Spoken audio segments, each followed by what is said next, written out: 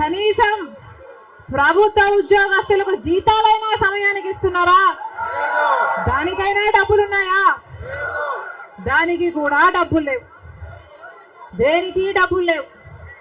అభివృద్ధి జరగలేదు. కానీ దళితుల మీద జరిగే దాడులు మాత్రం 100కు 100% పెరిగాయి.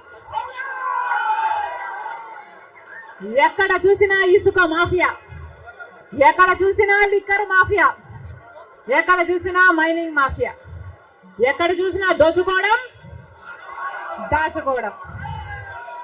ఇంతకంటే ఏం జరిగింది? 10 సంవత్సరాలు అయింది మన రాష్ట్రం ఏర్పడి.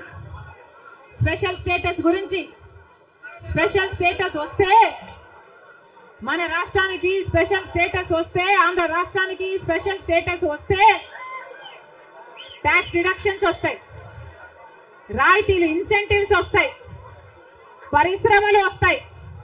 పరిశ్రమలు వస్తే మన బిడ్డలకు ఉద్యోగాలు వస్తాయి.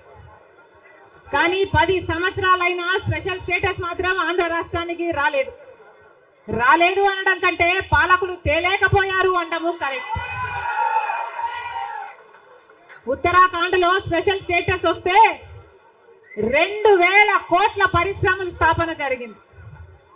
దాంతో ఉద్యోగ అవకాశాలు 500% పెరిగాయి.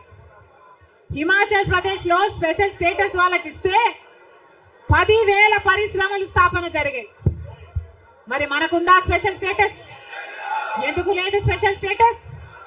ఎందుకంటే పాలకులు స్పెషల్ స్టేటస్ తేవడంలో విఫలమయ్యారు, వాళ్ళకు చేత కాలేదు. కాబట్టి కాంగ్రెస్ పార్టీ ఆ రోజు స్పెషల్ స్టేటస్ 5 సంవత్సరాల కోసం ఇవ్వాలి అంటే బీజేపీ పార్టీ ఏమండి 10 సంవత్సరాలు ఇవ్వాలి అని ఎలక్షన్లలో ఊదరగొట్టారు. 10 సంవత్సరాలు ఇస్తాము మేము అధికారంలోకి వస్తే అని.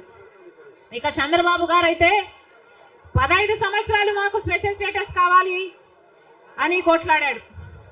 ఇదే చెప్పాడు, 15 సంవత్సరాలు స్పెషల్ స్టేటస్ కావాలి, అందుకే నేను బీజేపీ పార్టీతో పొత్తు పెట్టుకుంటున్నా అని బీజేపీ పార్టీతో పొత్తు పెట్టుకున్నాడు. వాళ్ళ మంత్రివర్గంలో కేంద్ర మంత్రులు కూడా అయ్యారు టీడీపీ నాయకులు. ముఖ్యమంత్రి అయిన తర్వాత స్పెషల్ స్టేటస్ కోసం చంద్రబాబు గారు ఎప్పుడైనా ఒక్కటైనా నిజమైన ఉద్యమం చేశారా అంటే చేయలేదు. చేయకపోక ఉద్యమం చేసే వాళ్ళ మీద కేసులు పెట్టారు, వాళ్ళను జైల్లో కూడా పెట్టాడు చంద్రబాబు గారు.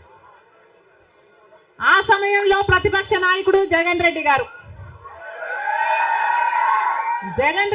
ప్రతిపక్ష నాయకుడుగా ఉన్నంత కాలం స్పెషల్ స్టేటస్ మనకు రావాలి అని ప్రతిరోజు కొట్లాడాడు. నిరాహార దీక్షలు కూడా చేశారు. ప్రతిపక్షంలో ఉండగా అవిశ్వాస తీర్మానం, ప్రతిపక్షంలో ఉండగా ఏమా ప్రభుత్వం వాళ్ళు ఎవరైనా ఉన్నారు ఇక్కడ?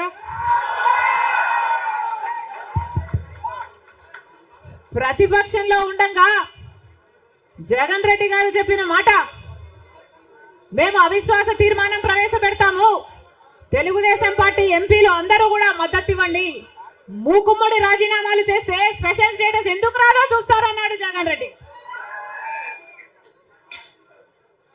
ఆఖరికి జగన్ రెడ్డి గారు ముఖ్యమంత్రి అయిన తర్వాత ఒక్కటైనా నిజమైన ఉద్యమం చేశాడా స్పెషల్ స్టేటస్ కోసం? స్వలాభం కోసం రాష్ట్ర ప్రయోజనాలను తాకట్టు పెట్టింది వైసీపీ. ఈ రోజు మనకు స్పెషల్ స్టేటస్ లేదు కదా, కనీసం ఒక ప్యాకేజ్ కూడా లేదు. ఉన్న ప్రభుత్వమైనా ప్రతిపక్షమైనా ఒక్కటంటే ఒక్క నిజమైన ఉద్యమం చేసింది లేదు. ఈ రోజు మనకు స్పెషల్ స్టేటస్ లేదు అంటే ఆ పాపం ముమ్మాటికి చంద్రబాబు గారిది, ముమ్మాటికి జగన్ రెడ్డి గారిది. స్వలాభం కోసం ఇద్దరు ప్రజల ప్రయోజనాలను తాకట్టు పెట్టారు. టీడీపీ అంతే, వైసీపీ అంతే, దొందే.